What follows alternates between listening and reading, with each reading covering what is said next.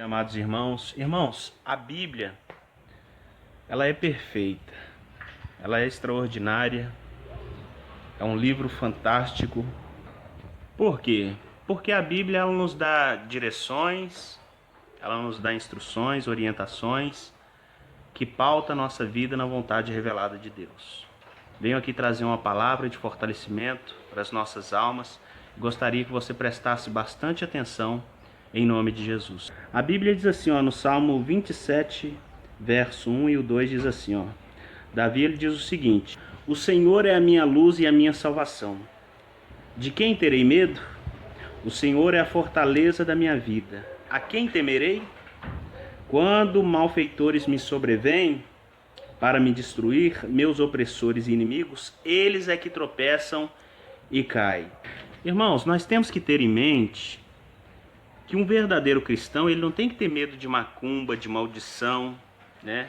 Ele não tem que ter medo de galinha preta, né? De vela na encruzilhada, não. Ele não tem que ter medo disso.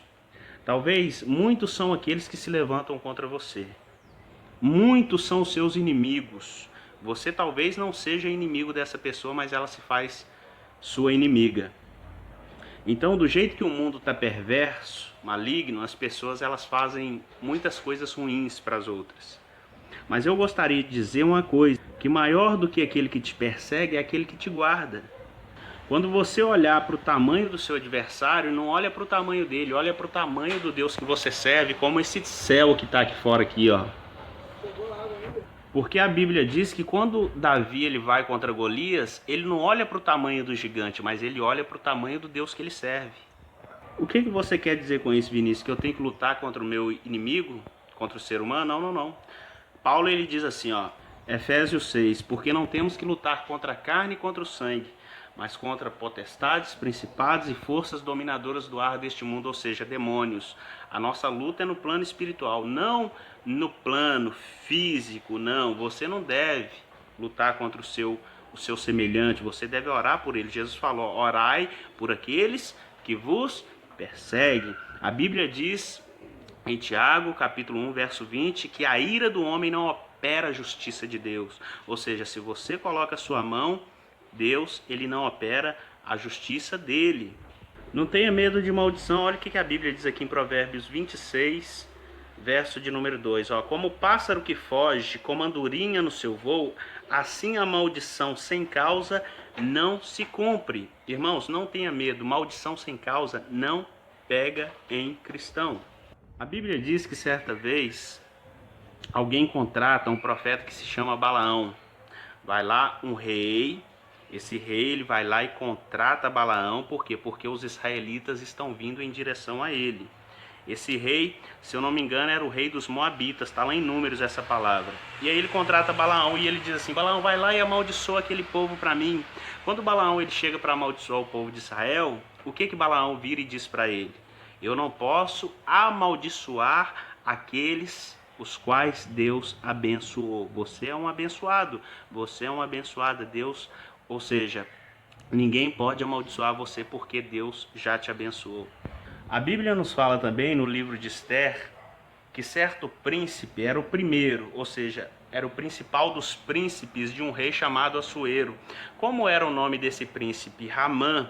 Esse mesmo Ramã, ele era um homem mau, perverso. Ele fez uma forca para um homem chamado Mardoqueu. Algumas traduções vão falar Mardoqueu, Mordecai, mas é o mesmo nome. A Bíblia diz que Mardoqueu, ele estava sendo vítima de uma conspiração. Esse homem chamado Ramã, príncipe, do rei, o primeiro príncipe, ou seja, o braço direito do rei Assuero ali, havia preparado uma forca para ele, uma conspiração. Mardoqueu nem estava sabendo dessa forca. Mas aí eu te digo, no final, quem foi enforcado nessa forca? Ou seja, o jogo virou. Por quê? Porque sempre quando alguém se levanta para prejudicar um filho, uma filha de Deus, aonde esse não fez nada para merecer isso, a Bíblia diz até em Salmos ou em Provérbios, se eu não me engano agora, que fala: aqueles que armam laços, que abrem covas, são eles que tropeçam e caem. Mas nós não devemos desejar o mal para ninguém. Essa não é a nossa função, como eu mesmo disse. A justiça de Deus não opera na ira do homem. Se você ficar irado, se você colocar a sua mão, Deus ele não vai operar a justiça dele. Porque o próprio Davi, ele diz aqui, ó, no versículo 2, ó, quando os malfeitores me sobrevêm, ou seja, vêm sobre mim para me destruir, meus opressores e inimigos, eles é que tropeçam e caem. Por quê? Porque era Deus que guardava Davi. Assim como Deus me guarda, assim como Deus ele te guarda. Você não tem que ter medo de nada. Olha o versículo 3. Ó, ainda que um exército se acampe contra mim, não se atemorizará o meu coração. E se estourar contra mim a guerra, ainda assim terei confiança.